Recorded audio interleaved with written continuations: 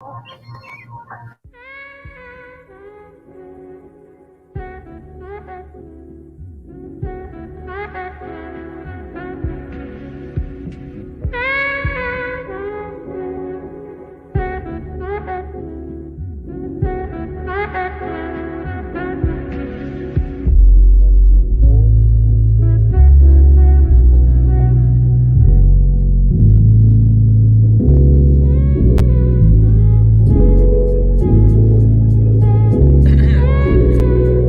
the evening time. Yeah, man. Good evening and welcome to Rock True Beats. I'm your host, Marley King, also known as Chris Lyon. And we thank you for joining us as we rock truth to absolutely nothing at all. Rock True Beats is a cross-cultural response to the lack of choice in music today. Rock True Beats is designed to provide a sound message from theory to lab to life, while encouraging the necessity to return back to origin by way of relative keys, his kingdom principles. Rock True Beats seeks to inspire, enlighten, and highlight upcoming and established local and international kings and queens, musical artists of all character, while promoting kingdom consciousness and awareness of who we are and to whom we belong. Peace. One love to my good people, my good brethren and sisters out there, everybody tuning in from near and far, from here and abroad.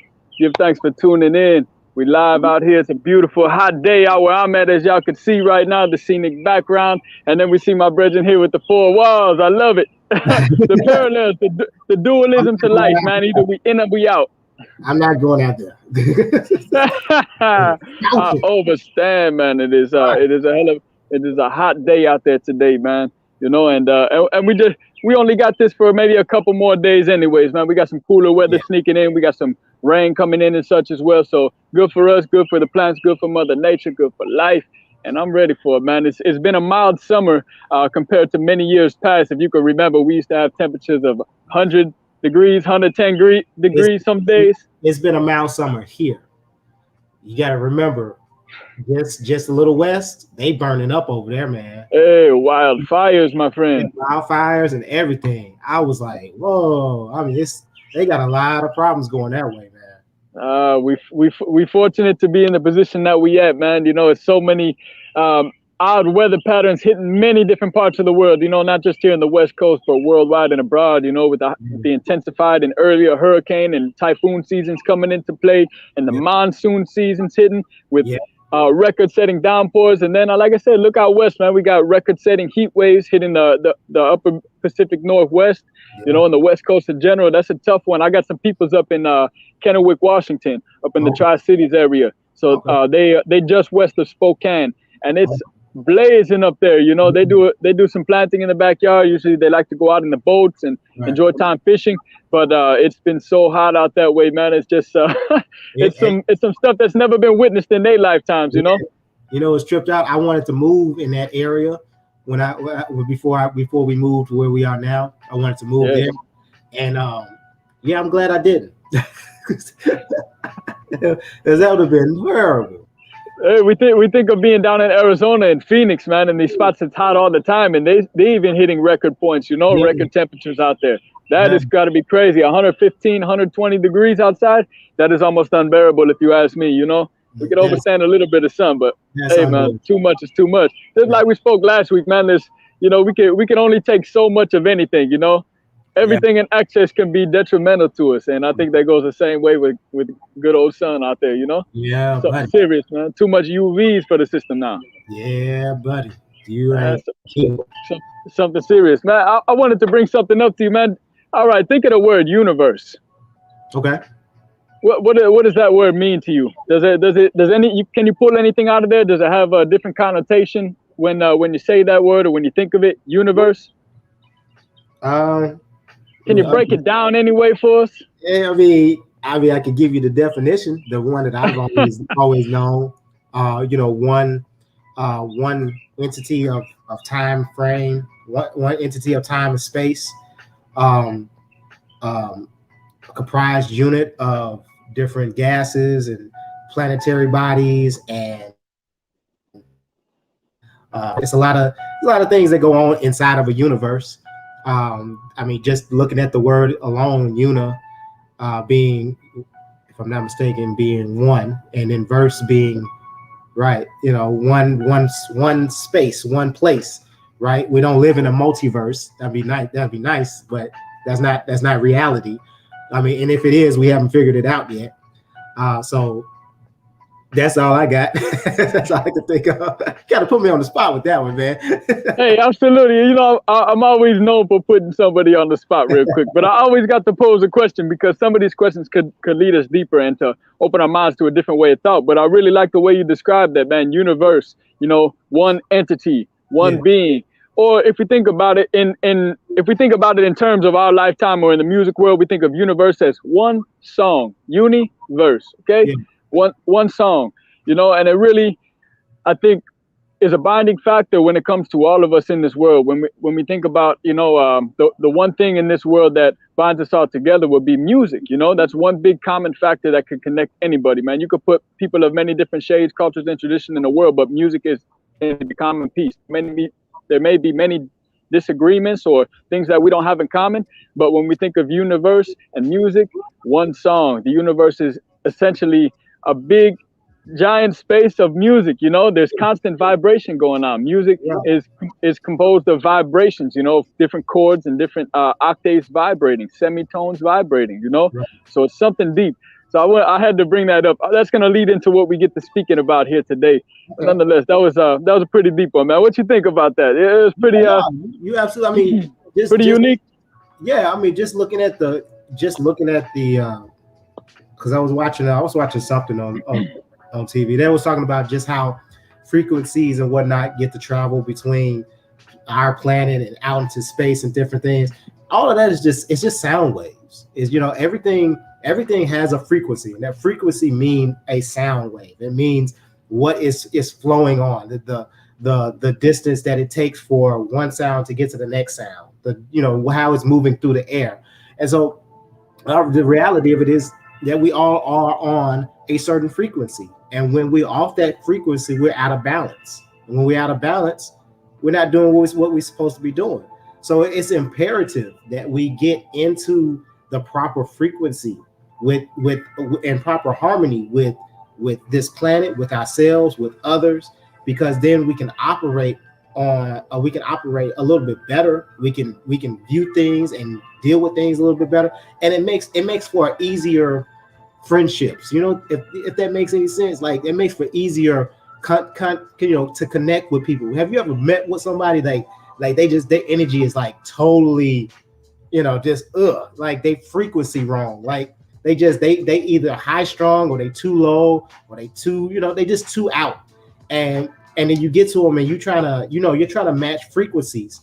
You try to match that sound that they putting off, and it just never works. And like these are people that, you know, they generally don't have a lot of friends. They don't have a lot of associates. They spend a lot of times by themselves because your frequency is off. The sound that you put out of your body is just bad. That's deep. I was just watching a video the other day, doing a little research on the law of vibration. Okay. Peace, Octavia. Dr. Ock in the building, man. Good to see you. You know, I was tuned in. They're not on your wavelength. You're absolutely right. Hey, the three people that overstand, man. The Trinity right here. You see, you overstand something serious, man. Yeah. I was watching that video on law of vibration, and it spoke exactly of what you're talking about. You are, in a sense, control of yourself, man, of how you feel. You know, the law of vibration. You know, you could either choose to vibrate high or you could choose to vibrate low. It's all a choice. You know, us as humans, we have the choice. I think that's the beauty of ourselves. We have the choice. Everything doesn't have to be off of instinct. You know, we have a choice to make. Yeah. But the law of vibration is very powerful, and how it starts in the color spectrum as well. You know, you could start coming into a more of a positive mind state and start to see yourself in more of a red color. Then you start climbing up like the flame. You know, the flame starts from red and travels all the way up to the blue, or the highest color of violet. You know, so it's something serious how those things all connect as well. Found it very deep. In terms of music and frequency, I think we hinted on different healing tones and the tones of the music industry that they present to us nowadays. And the one that we was talking about last week was 432 hertz, or 432 cycles per second. That's the frequency that is very natural. All instruments from all across the world, from the Native American flutes over here to the Tibetan singing bowls. You know, the people they play the Tibetan singing bowls for sound therapy. Okay, so those are all tuned to 432 hertz. That was the standard frequency for music or for any type of sound to be tuned to until roughly the 1950s. Salud, my friend. Yeah, it's rough over here, man. Yeah, overstood. So we see in the 1950s when David Rockefeller wound up, like I said, I keep on forgetting to write this name down. I think it's General Electrics or something like that. Changed the radio frequency transmission from 432 hertz up to an unnatural frequency of 440 hertz, which threw everything off. Now, remember, all music was programmed to that, meaning that everybody was vibrating off that beautiful harmonic 432 hertz frequency, or 432 cycles per second. Now, when you change it up like that, you start to see the distortion and how it makes it easier to manipulate and take advantage of people. Exactly. Overstood. Yes. To take advantage of people through the use of sound or the use of music, the use of these vibrations. Remember, we're talking about hertz. That's talking about something that vibrates. It's a particular level of vibration.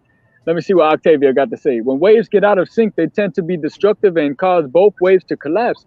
Interference, absolutely.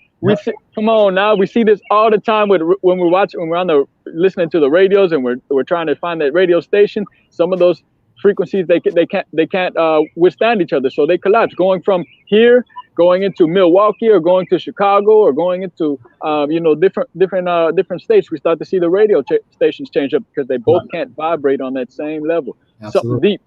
So nonetheless, 432 hertz is a special number, or 432 in general is a special number, and we could even see how this correlates with sacred geometry. So we want to call this particular conversation sonic geometry. Okay.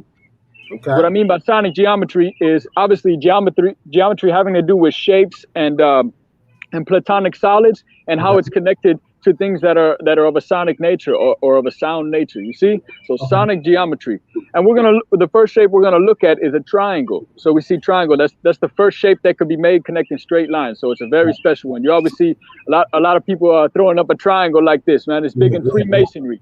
You see a lot of Freemasons doing that. And what I gotta say about that, man, you can't be worshiping two masters, man.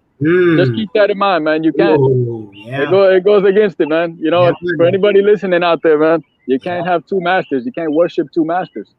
Nonetheless, we start to see that triangle. So we see a lot of people throwing that up, a lot of masonry in general. And then we also see the Rastafari. We throw the triangle down, you see?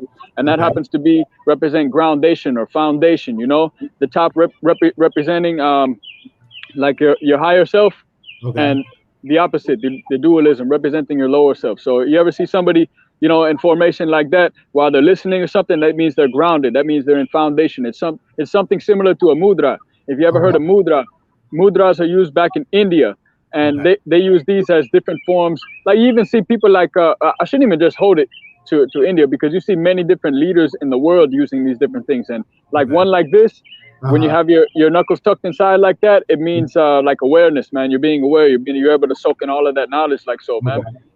Then you see many other different mudras as well. There's many like twisted up fingers and stuff like that, and where you interlock your knuckles and stuff. It's very, very deep. But these all happen to deal with the different points on your body. It's like different waypoints, I guess you'd say. There's probably another word. I'm waiting for Octavia to chime in, because she's probably going to hit me with the right word. I know it. But there's like different points on your body. And this is even seen through different forms of Ayurvedic medicine, where they find the different points in your body that could be connected to a different organ in your body and things of that nature. So nonetheless, all of this is just about lining yourself up. Physical orientation generates energy and mental states. Okay, well, that's a good chime. That wasn't the word I was looking for, but nonetheless, that's a great chime in on that as well. You're sure right about that. It's all too coincidental. It's all too coincidental to just be a coincidence, man. It's divine in nature. So nonetheless, we think about the triangle, okay? The triangle represents 180 degrees when you add up all of the angles. No matter what size triangle it is, it's always going to add up to 180 degrees. Right. Okay? That 180 reflects into a musical scale. So when we start talking about music theory and playing with the scale, what is it? E, D, F, G, A, C? D, E, F, GAC. Just listen to it, man. Absolutely. It goes so deep, man. But it goes to show you, like, this not knocking you or not knocking anybody else, but it just goes to show how out of tune we are with things of that nature. Just imagine how our ancestors were so in tune. I'm not even really in tune with things of this nature. This is all stuff that's new to me. I'm learning it. I'm soaking it in. It's not something that I apply. I apply in my life to the fullest extent. I'm still learning it as well. It's very deep. So I don't fault anybody for not knowing or not being able to apply. But our ancestors were so in tune with all of this stuff, and this happens to go back to our our never-ending conversation about how much more in tune with the divine that people were back then than we are now, man. There wasn't so much blockage. There was more so much of a natural frequency for everybody to operate on. Nonetheless, we got the triangle that equals 180 degrees. That represents a particular, I don't have my scale with me, but it represents a particular note on the musical scale. This is all in the chord of F, okay? And so then we move on to the next solid, which would be our circle or our square, which all four angles of the square and the circumference of the circle adds up to 360 degrees, always, okay? And that is obviously times 2 or 1 up on the scale from the triangle. So that obviously holds, one octave higher in the musical scale. So we got the triangle, we got the square and the circle. And if you know Masons and masonry, they always talk about the squared circle. This is deep in the music industry. That's why I keep on calling out, masonry and stuff like that, man. Real talk. This stuff is big in the music industry, and not many people want to acknowledge it. Nonetheless, yeah, you already know pi. Pi is very deep as well. The Fibonacci sequence, or what they call the golden ratio. It's something very deep. This is also found in music as well. Go ahead. I use that a lot in my graphic designs. Really? Yeah. Oh my goodness! I was waiting to hear somebody say this. Oh yeah. You're taught it I was taught it in grade school, and then when I got to college, of course it came up the golden rule, and the reason you do this is not just because of symmetry, but it's more because of asymmetry, because you can actually cause a person's brain to think exactly what you want to think or see exactly what you want them to see by using that golden ratio the proper way. If you ever look, you know what Google is, right? Yes. Okay, you ever seen the G logo? Oh yeah. That reminds me of the upside. I guess the 9 is very, very reminiscent of that golden ratio design. So it is, because it got the spiral, right? But the G as well, though, I understand. Yeah, the G in Google is actually asymmetrical. It's not symmetrical. Oh wow. Yeah, it's asymmetrical. If you put it on the golden ratio, a part of it is sticking just too much off of the axis where it should be. So what it does to your brain is your brain forces yourself to remember that image because there's something wrong with it. And see, they did that intentionally. Like all logos are designed like that. They're designed to be off a little bit so that it forces, because your brain likes to remember things that are symmetry. Your brain likes shapes and colors and stuff. It's stuff that you see in nature. Your brain is like, oh, this is normal. I can deal with this. It absorbs it and you recognize it on a subconscious level. But when you see something that's off, you have to actually look at it now. And when you actually look at it, your conscious brain is like, wait a minute, what did I just see? And so it's forcing itself to remember. So it's a marketing tool to help sell or to force and sell a product on you that you may not want to buy. Yep. My brother, this is so deep. How we can come together as two artists from different forms of art and be able to connect it just like that, man. This goes for anybody listening out there, man, who is involved in any type of art, man. Mm-hmm. You see how everything is connected and the way these things affect people on a subconscious level, man, or even a conscious level. Just like you said, people tend to recognize things of symmetry. If you put something so subtle out of symmetry, a background noise or a cryptic message in the background of a song or a frequency, it just goes to show how it'll affect you and you not even knowing it. So as artists, let's pay attention to the message that we're sending, man. Like me and my brethren right here, man. Each one teach one. Everybody got to understand it, man. Absolutely. Man, that was deep, man. Hey, that was one of the highlights of my day right there. You know, to hear that coming from a next artist like that, serious thing, man, serious thing. Yeah. All right, but go ahead. Like I was saying, like a lot of people don't realize, you know, this is why the world is built the way it is. Like even with music, like I was just sitting here listening to our Kingdom Highlight guy, and he got a track on here. I hope we get to it, but he was like, the way he's playing the piano is broken. It sounds, it's like dun, dun, dun, and it's like why is he doing that? But then you hear the track that he's putting underneath it, and you start to understand it's causing you to really be into the song, because something is broken. And when something is broken, you want to fix it. Your mind wants to fix it. That's why we don't see out of both eyes. We only see out of one good eye, and the other eye aligns the picture in front of you. You know what I'm talking about, right? Like, you know, when you look exactly what you're talking about. You know, when you look at it, it's upside down. It's, you know, the colors are wrong, but your brain corrects it. Listen, this how deep it is. When we're making beats on the MPK nowadays, they have a button called quantize on there, and quantize is just exactly what you're saying. If you're playing off key or off beat, it lines it up for you. You know, it does the work for you like that. So it's so crazy how technology can mimic us as well. You know. It knows what we want. It knows what we want. And to be a real good artist, you got to be willing to fail and break something, so that when people see it, they can see the difference. Because if you just always drawing the same thing, or you've always produced the same thing, you're gonna get the wrong sound. You're gonna get the wrong frequency. But when you produce something that's wrong, that's when you start really tuning into what a human being is going to actually see and or hear. Because we want to make it right. We want to make it correct in our head. And so we're going to hear it. If it's broken, then we're going to make it right in our head. These things are super deep, man, and they resonate so hard with me as an artist. So that's why I feel the way I do. Yeah. When we talk about things like this, it really just resonates well, my brethren. Respect. Yeah. So let's. I love your songs, man. Man, I'm serious. You got a couple of songs, and I don't know if you did it intentionally, but you got a couple of songs where the tracks are broken, like the loops are broken, and you know, you got some songs where the horn should be like continuing, but you're like da, da, da, da, and it's like, and if you know it's there, after you to listen to something, you know it's there. But if you know it's there, then you wouldn't recognize it. But when I was listening to like one of my favorite tracks I can't remember the name of it. But anyway, it's one with the horns.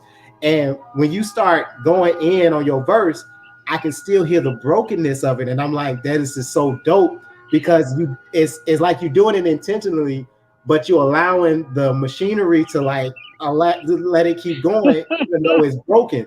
And I know you're doing that intentionally. I know you did it intentionally, didn't you? Yeah, see? Hey man, watch out. Hey, that's me as an artist. But look what that goes to show you, man.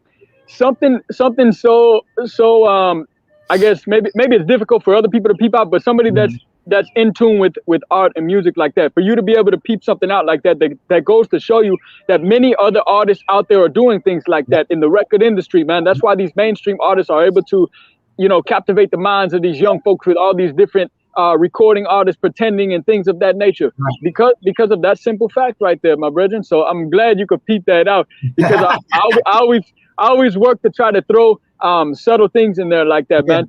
Because for me, whenever I listen to a song, man, I could go back and listen to the song and listen to each individual instrument while there's all this other instruments being played or verses being put over that or melodies, this, that, and the other. I can go back and I can listen to. My mind could just single those out. You know what I'm saying? Can you do that too? Yeah. All the time. Like in fact, I almost hate it when people when they do like an instrumental in the intro and then they start talking, and I'll be like, stop talking, let me finish listening to the because it takes a little time to get all the instruments, especially if it's like a 20 track. Like I was listening to this one dude, he had like 20 different instruments going all at the same time. And as a matter of fact, it was some big band. It was big band. I was listening to some big band, and I love big band.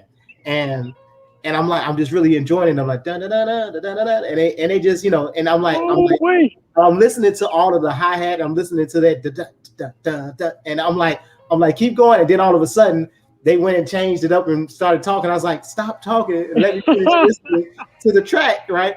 So I love it when artists do that. Like they just allow the music to. That's why Kanye West is one of my favorite artists when it comes to hip hop. One of my favorite artists because he allows the track to breathe. I call it breathing.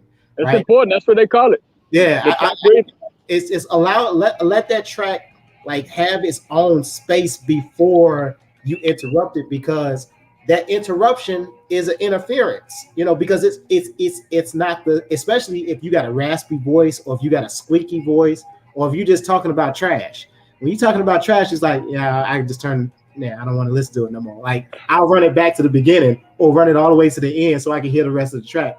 Like artists don't do that no more, man. And that's why I love old school music, because there's always that one track on there or one or two tracks where it's just looping music where they allow that band to just breathe, man. I love tracks like that.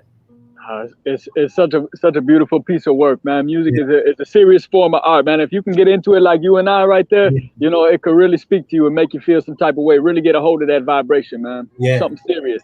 Yeah. I wanna touch on that number 432 again. It seems to be something that's ever present in a lot of things in this life, man. And like I said, for our ancestors to understand, the importance of these particular vibrations and how they was able to figure them out. Let's think about how numerology came out, how the math system that we know it is, how the 1260 number system came in as it is, and that comes from the time before any scriptures or anything like that. But it comes in the region of Mesopotamia, by ancient Babylon, ancient Sumer, Assyria, okay. And this is where what we know as the Bible came out of, or the Testament came out of, okay.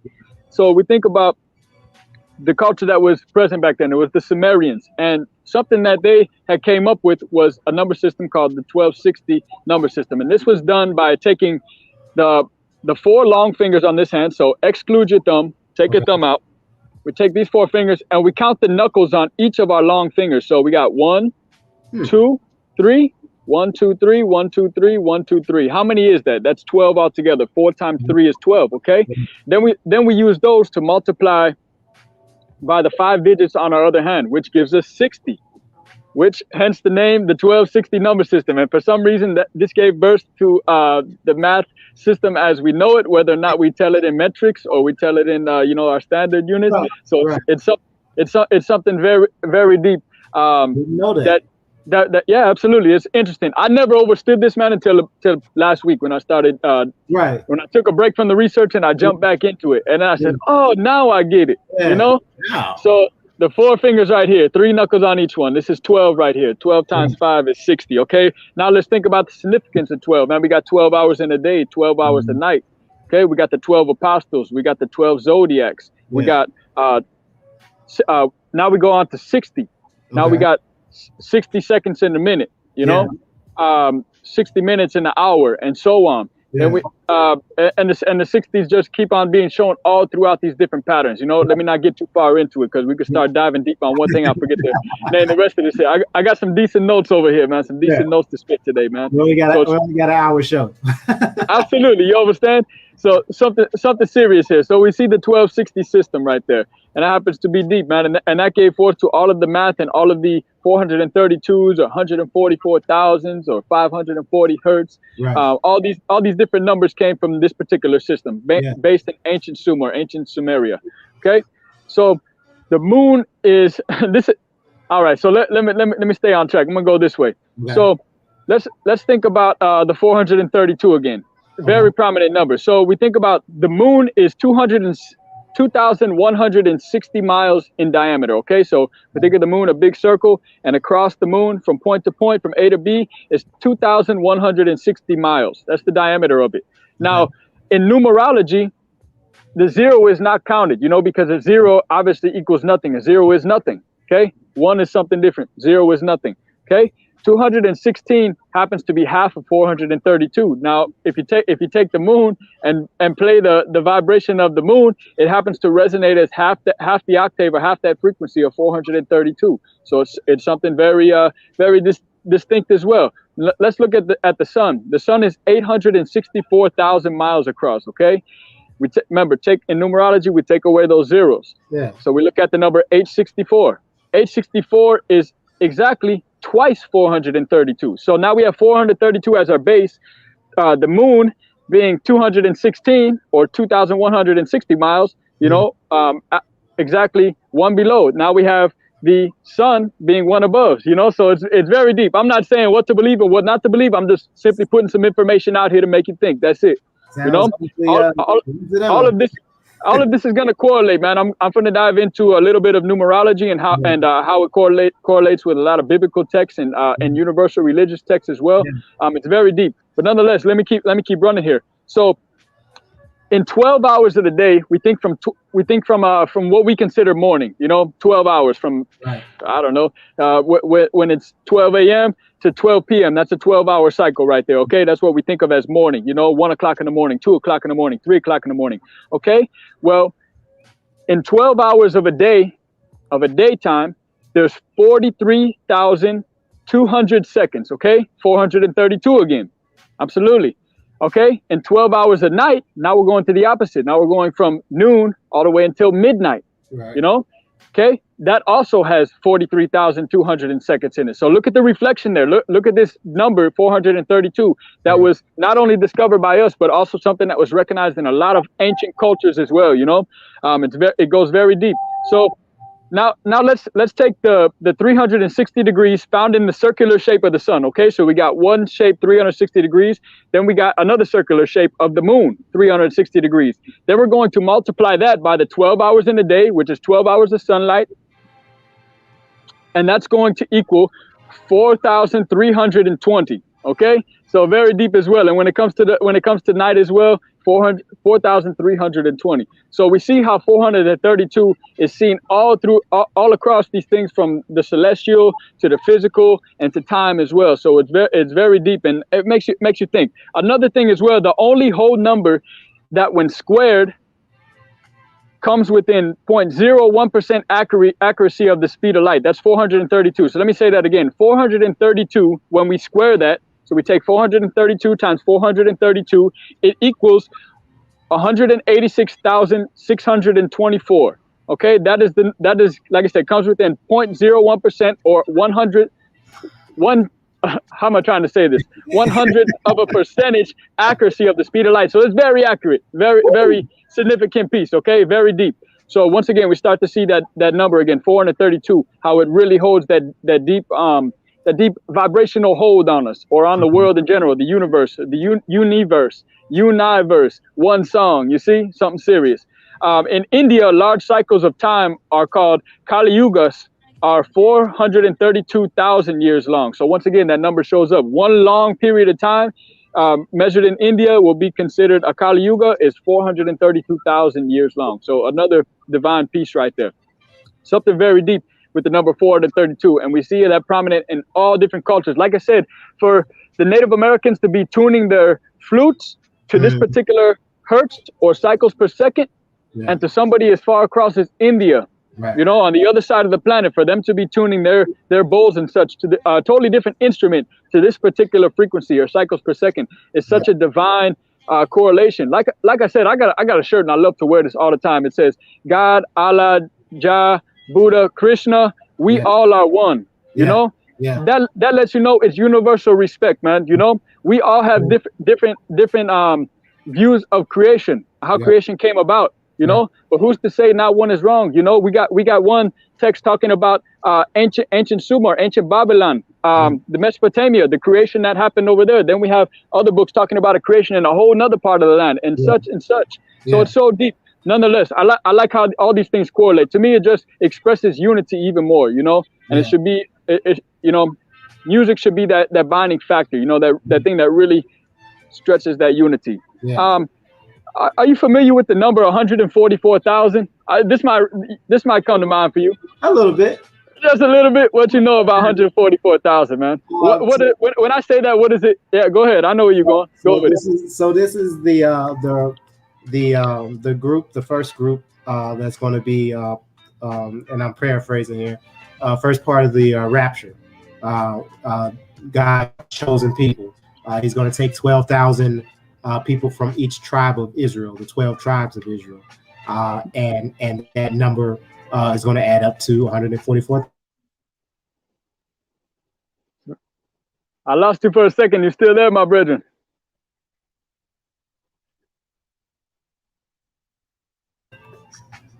Every time. I lost you there for a minute, man. every time I say something, Kingdom of God, it just. Hey, you see? But that just tells me I'm doing something right. So too much power, man. Too much power. You're amplifying the frequencies over here, man. Right. Did you get that though? That was the 144,000 is the first group that's absolutely caught up with the Lord. So, most definitely. So let's think of the significance of that number again. So we think of the Sumerians, number 12 number system, the 12 number system. Okay, we're talking about the 12 fingers or the 12 count on this hand, the four. The 3 knuckles multiplied by the 4 long fingers, which would give us the number 12, and that's what Sumerian count was based off of.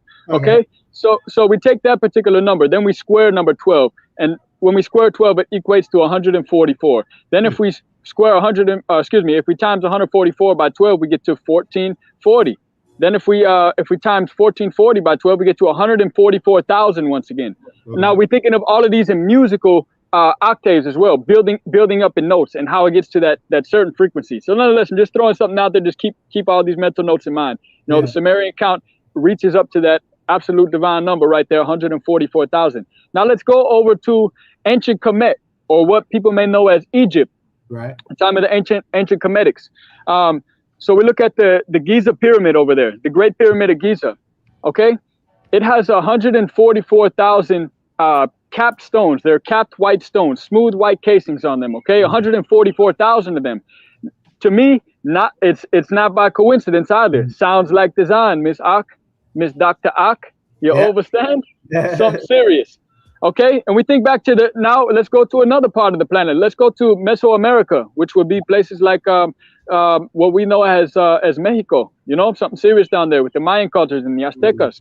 Okay, so in the ancient Maya, in their long calendar, it consists of 144,000 days. 144,000 days, it equals the length of their 394-year Baktun, which ended, as we know, on December 21st, 2012, okay? So that was the end of their long count right there, 144,000 years. What did people think was happening then? The rapture.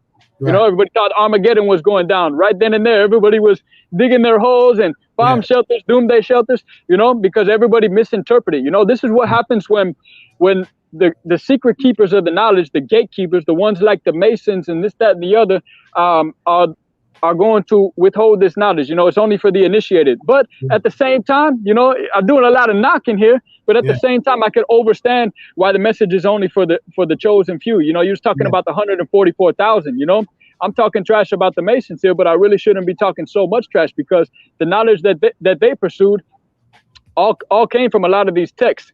And they didn't believe that everybody should be entitled to this knowledge, because look, if you go and try to preach the good word to somebody, it may not be accepted. It may be shunned right away. So why waste your time on trying to present that knowledge to somebody? It's like you're wasting time in a sense. They're not going to take that and utilize it for nothing. So we see a lot of different religions as well. When we see the way that the scriptures are written, they're only for the chosen few, the enlightened ones. The ones who keep the wisdom. Yeah. The knowledge is for them to interpret it the proper way. Everybody may interpret it. Society may interpret it one particular way, and may think that it's all just having to talk about physical, right. But it's way more deeper than that. Or some people may think it's just a story, but for the chosen few who could read those scriptures and interpret the acronym, the basic instructions before leaving Earth, right. Then they'll understand that this is a guide way for them to utilize, man. And if you can understand how everything is written in there, then we're able to pick out the analogies. It's almost like that subliminal message that we talk about in the music. There's always a hidden message that's gathering some people, and it's unfortunate, but nonetheless, there's pros and cons to all of that stuff. And like I said, I can't really knock anybody if you're wanting to withhold that knowledge, because I'm somebody that's shunned quite often for presenting the knowledge that I have. They don't want to accept it because it's too much for them. It's something that's really heavy. You know what? There was I was studying a little bit about religion and how we get to the actually it's like 12 major religions in America, right? Yeah, absolutely. Major, I'm talking about like once again the number 12 again. Number 12, right? So how we get there and how we even get to religion in general is is through not modern day, but the AD portion of Israel, right? The AD portion of Egypt, the area in general, and the people that migrated from that place, as they were migrating, you get into two sections of religion. One section of religion is polytheism. The other section of religion is monotheism. Now, polytheism meaning two, meaning multiple, meaning whatever God is there, I'm going to worship, okay, including Almighty God. And so you have this group of people that want to worship the gods that they can see and the gods that they can't see. And so then you have this other group that's called monotheism, that they worship God and they understand exactly who this true God is, the one God, right? He's God above all, regardless. So there's no need to acknowledge these other gods or these other figures that have been put into place as God. And so what happens is the elders of these particular tribes, is particularly in Australia, they have the tendency, or they had the tendency at that time, that when they passed down information or they passed down the knowledge, they didn't teach the children and they didn't teach the women. The only people they would teach would be other elders or those that were chosen to gain the knowledge. And the reason they did this was to protect the knowledge. It wasn't to keep people from it. It was to protect the purity of it. It would be like playing telephone. If I'm sitting here and I'm telling you about, if I'm telling you about Jesus Christ, and then you run off and you go tell somebody else about Jesus Christ, if you miss something that I said, or if you only pulled out something that I said and it was interesting to you, that's what you're going to express to that next person. Absolutely. The problem that comes into place with that is that you may not explain the story the way that it's supposed to be explained. And so guess what? Now that person's viewpoint of Christianity is going to be off point, and it's going to keep getting off point more and more and more so. And so that's why these programs that we do now I'm trying to do a better job of bringing us back on course so that we can see what the original gospel said. I was arguing with a buddy of mine last night about how we want to preach this true gospel, but the reality of it is this: none of us were there, so we have to take. Oh man, you hit him with it, brethren. Damn. None of us were there, so it's going to be difficult. It's going to be difficult for us to get to a true gospel, but our responsibility is still to teach the gospel of Jesus Christ. Because at the bare minimum, we can at least get our focus correct and allow him to bring us into the true gospel, which is through him. And a lot of people don't want to go along their path. They want their way of interpreting the Bible to be it. And I have taught that to many preachers. I've taught that to many deacons and elders, that the experiences that you've had in your life are not gospel. That's not how this works. The gospel is given to us. It's already given to us, and you can't take from it and you can't add to it.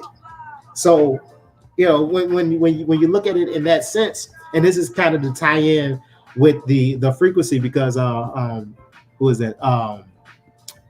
Where's she at? Doc. She said this right here about, she suspected the sound vibrations are move blocks and not levers and ropes that you might see in the movies. And I was thinking about that. Like, what we see in movies is what we interpret as this is what they did, right? But in reality, none of us were there. I didn't build the pyramid, so I don't know how they did it. We can speculate and we can try to replicate what they did. But she may very well be right. They may have used some form of sound vibration to help build the pyramids. And it's the same thing for the gospel of Jesus Christ. We weren't there, but what we do have, we need to point to always and every time, especially when we're dealing with when we're dealing with the gospel. And yes, there were 12 apostles. There were 12 apostles. 12 apostles. Yes, man. Yeah, she brought up 12 apostles. So here you go, Selena. She 13 apostles. Yes, there. All right. If you want to speak correctly like that and rain on our parade, you can't say 13. Yeah. Give thanks, Selena K. If you want to put Paul in the mix, yes, 13 apostles would be correct. Oh my goodness, man. That's a deep piece right there, man. You know, it just goes to show the power of sound all around. You know, even thinking about, you know, the Gospels and the things that was preached. Those were, once again, can be interpreted many ways. You know, and I'm getting off track again here, but let's just go there with it, man. You know, we think about the translation of these particular texts, man. And these texts were originally written in Hebrew. Yeah. You know, and we think about where the English language comes from and the power of sound and vibration. So, well, scratch that. But what I wanted to say is that, anyways, my mind be in 1,000 places, man. I got so much on my mind here. Yeah. It'd be beautiful. Nonetheless, we got the book written in Hebrew, right? But not every letter in the Hebrew language reflects to the English alphabet.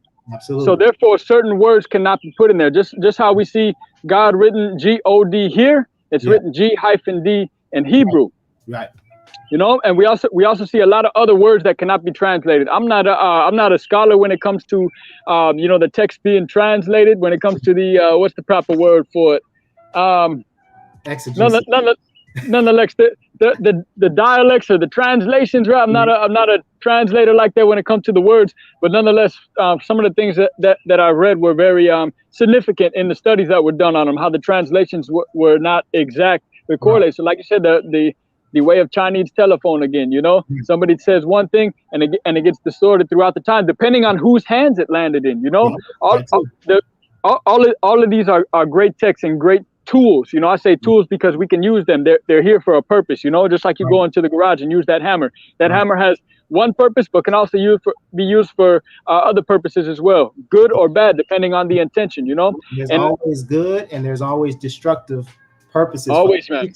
Any tool can be used for what it was meant for, or it can be used to destroy what is in front of it. Yeah, absolutely. I certainly agree, man. Let me revert back to my notes here, man. I got something else to share that was pretty deep as well. Okay, this has to do with the number 26. You know, we see the number 26 pop up a lot of times, and 26 is known as what they call the God number. You know, because the word God, G-O-D, equates to 26. You know, let me think of the numbers in my head. G being the 7th letter, O being the whatever number, and D being the 4th letter. So obviously altogether that equates to 26. You know, that's what we call English gematria or gematria. That means A equals 1, B equals 2, C equals 3, D equals 4. Right. And this is a cipher that comes in many ciphers. And it could be found in ancient Hebrew letters, ancient Pythagorean letters as well, different ancient languages like that. You know, all these numbers, remember, as we talked about before, hold the vibration. You know, so when we speak them, they really hold the power to them as well. But nonetheless, God made the body of mankind in the 26th verse of the Bible. Am I right? Can you verify that? Don't quote me on that. I can verify it. Yeah. Give me a second.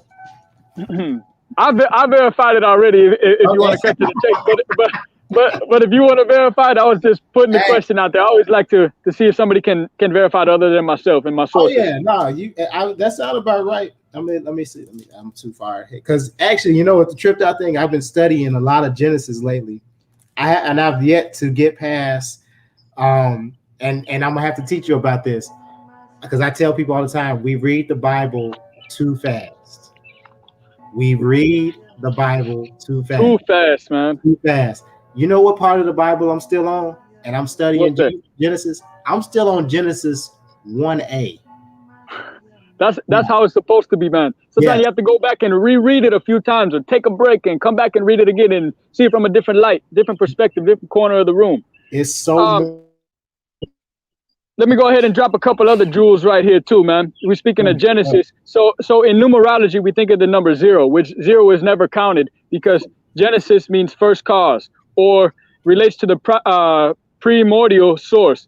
The first few verses of Genesis pertain only to the one God as a divine creator who brings the world into existence out of void or from the unmanifest.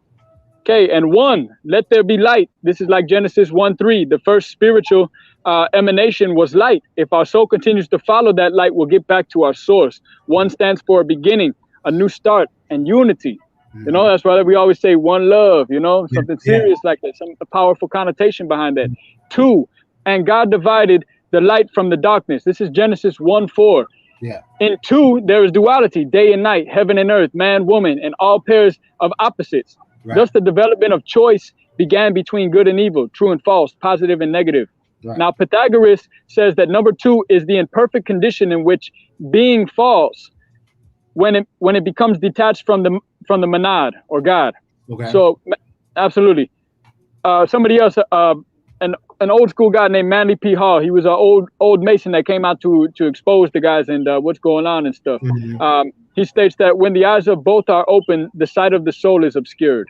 And I think that's very true. A lot of people are blinded by, you know, what goes on out here, so they forget to think what's going on internally, man, inside the hidden world. Right. Okay, 3, the first Trinity, Adam, Eve, and the child. Thus 3 means manifestation and expansion. Other trinities survive in our world, body, soul, and spirit, and the 3 divisions of mind, conscious, subconscious, and superconscious as well. Okay, 4. There's many biblical references to the number 4, and they are taken from the cycles of the natural world. The symbology of the 4 seasons and the 4 winds is embodied in Ezekiel's vision of 4 living creatures: the face of a man, the face of a lion, the face of an ox, and the face of an eagle. This is, I believe, Ezekiel 5 through like roughly 14 or something. Yeah. 5 or 14. These 4 relate. These 4 relate to the 4 fixed signs of the zodiac. The 4 elements appear symbolically as birds of the air, fish of the sea, fire of the Lord, and the products of earth. Genesis 2:10 through roughly 14 tells us the river out of Eden, which parted into 4 heads. Mm-hmm. The rivers were named. If I'm pronouncing the names wrong, correct me, please, because word sound power is important. Pison, Gihon, Edekel, and Euphrates.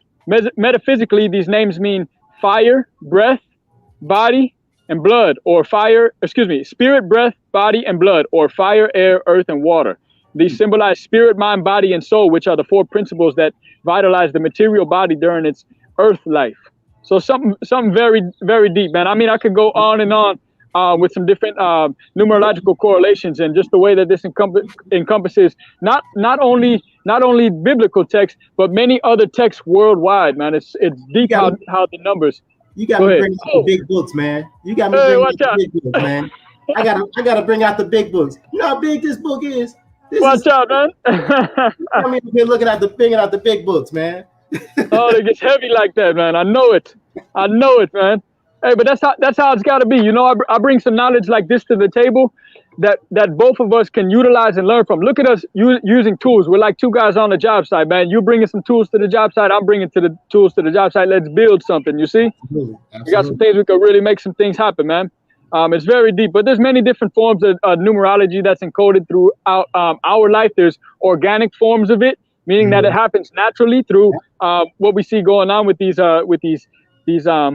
these divine correlations of everything. And then we also have inorganic ones, which means that people are coming into the record industries or the movie industries or in reality in general here to disrupt it. You know, the gatekeepers in a sense, the ones who withhold this knowledge, because this knowledge you and I are talking about is something that people rarely accept. I've tried to bring this to many people because to me, this really was a heavy factor in connecting everything that I know about this life and about spirituality, about metaphysics, and about science and spirituality. It was something that really just filled in a void that I needed to happen, the numerology of it. And when I started to, you know, take the numerology and see it in art and all these other different things that I never thought to correlate, like the Fibonacci sequence, something that we use knowing and unknowingly, consciously and unconsciously all the time, like the good old number 2, duality, man, dualism. It's something serious, man. This is something that most people would never be able to grasp unless they open up their minds to accept it. You know, a lot of people once told me,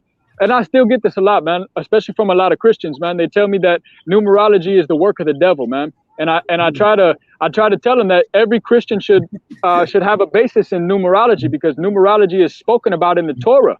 The Torah talks about this way too often for us not to be keen to it, you know.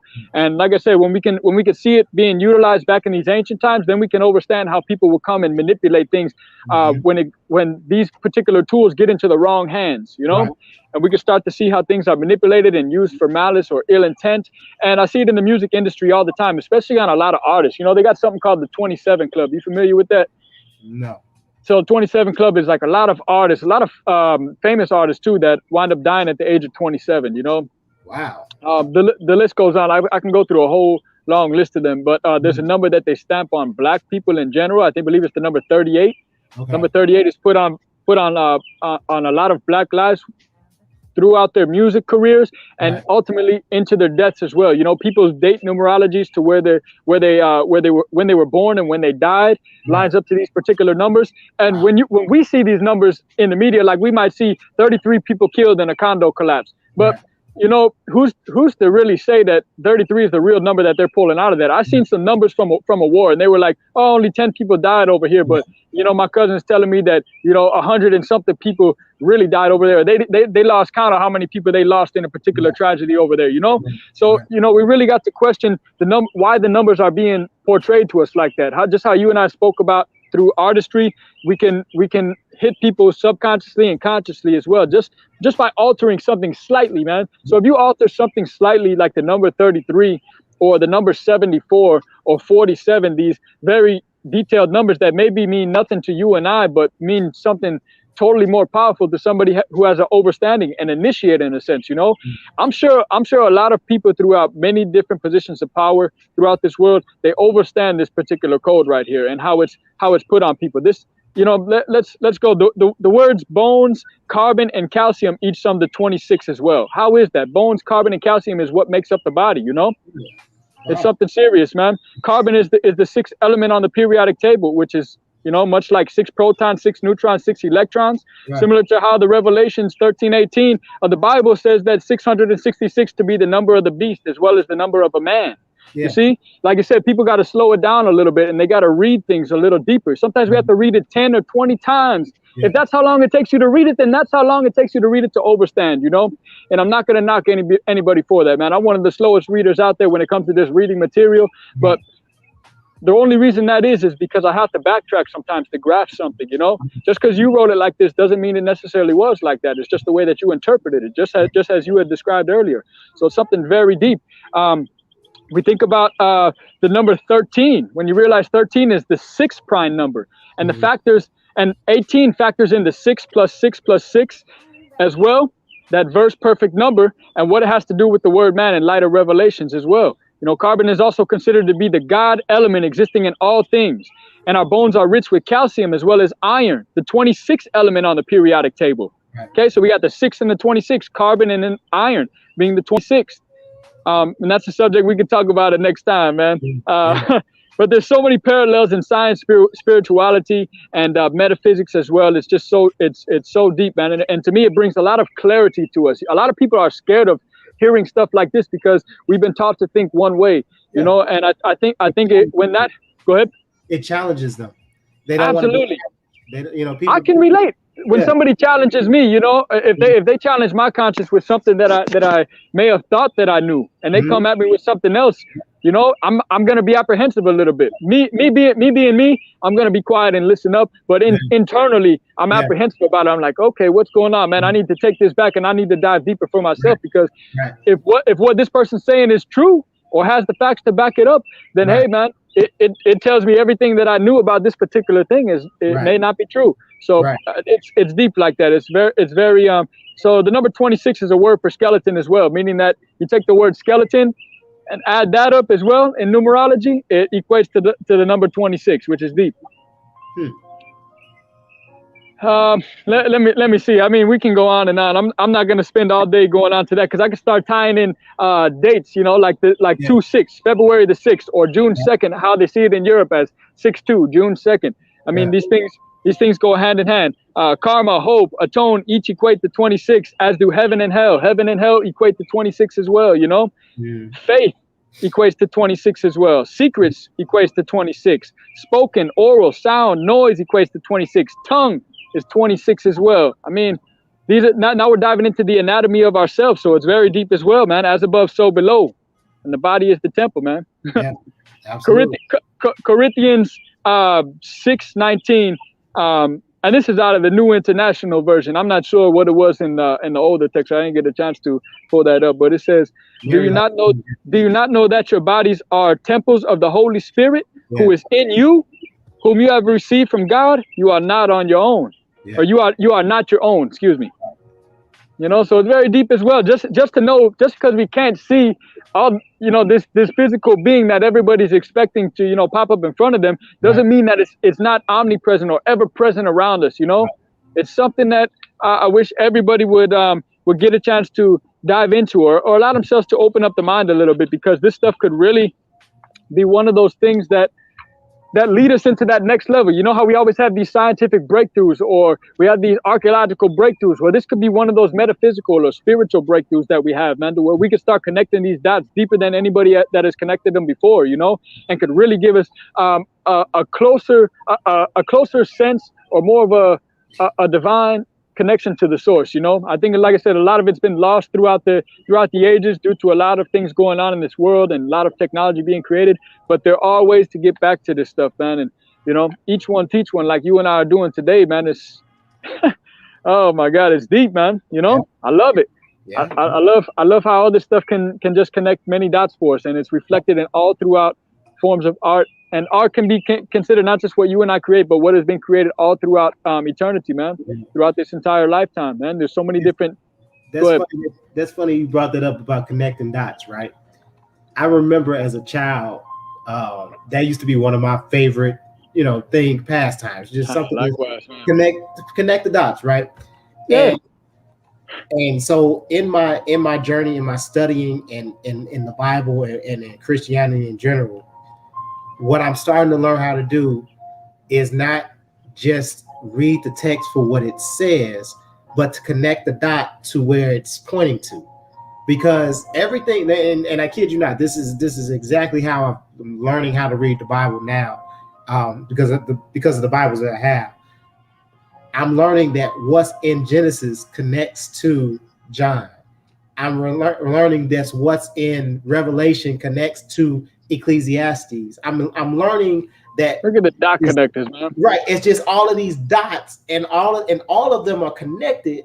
The problem that comes into play is the picture, right? Because when you're doing connect the dots, you can almost see the picture. It's fuzzy. You can almost see it. But when you start putting the dots together, now you start seeing it. And the crazy part about it is that the more of the picture that I'm seeing, the more dots start appearing. It's like I'll get 3 dots put together, and then it's like all of a sudden 4 more dots, and I'm like, okay, now I got to connect those dots and connect those dots, and then 6 more dots connect, and you're like okay, and then 6 more dots and 6 more dots.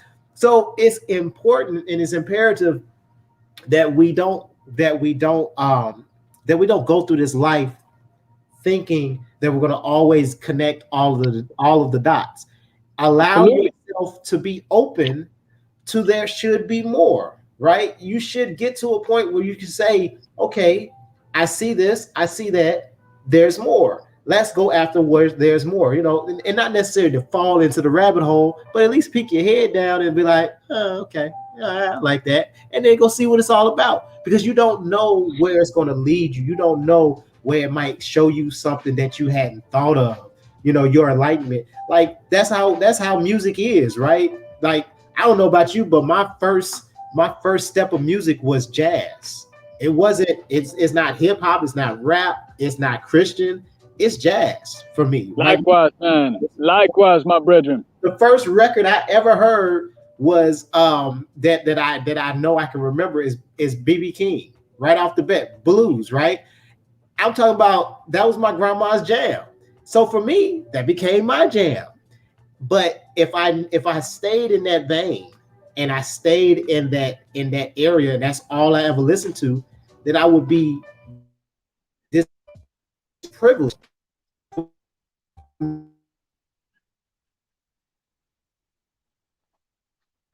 Hey man, they don't want the righteous man to prevail now.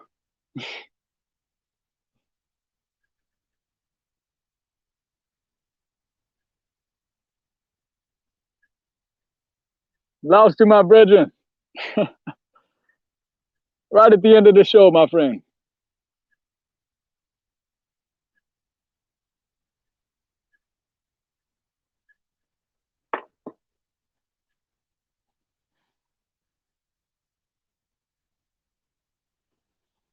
All right, man. Well, for anybody still tuned in, hey, man, give thanks for coming out. It's been a hell of a show tonight, man. We've connected a lot of dots. We dove in. Let's do a little recap. We dove into the number 432, 432 hertz, something that's been super serious, man, throughout the different levels of vibration, throughout many, many points in time in this world, you know, something that's used in the music industry, from tuning music instruments to projecting a frequency onto the people, you know, through radio transmission, something deep. We also dropped some knowledge on the number 144,000 as well, how it connected with a lot of biblical texts and how it also ties into ancient Sumerian texts as well. There you go, my brethren.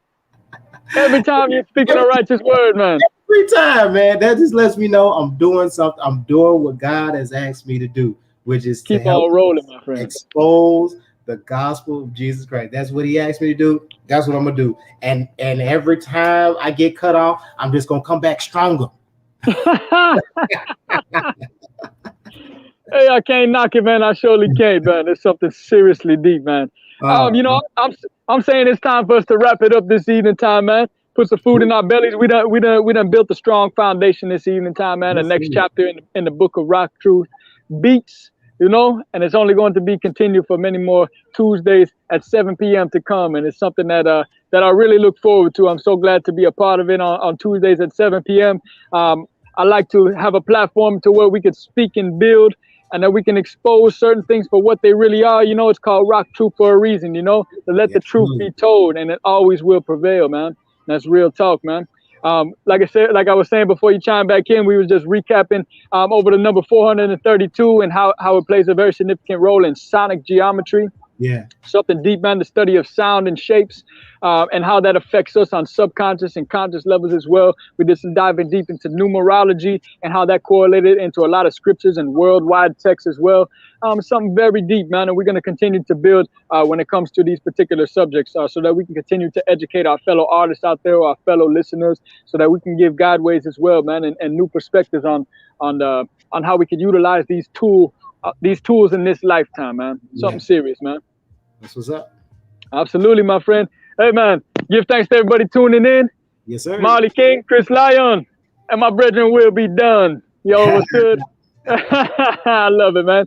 Hey, man, until next Tuesday, it's going to be an entertaining show, man. So anybody tuned in now, man, y'all stay tuned till next week. We're going to get down with some funk, man. Real talk. Amen. Hey, man, one time with the sombrero, man. Arriba. Yes. Por la raza, way. Yeah, man. Hey, my brethren. One love. Peace and one love. Yes, sir. Yeah, man.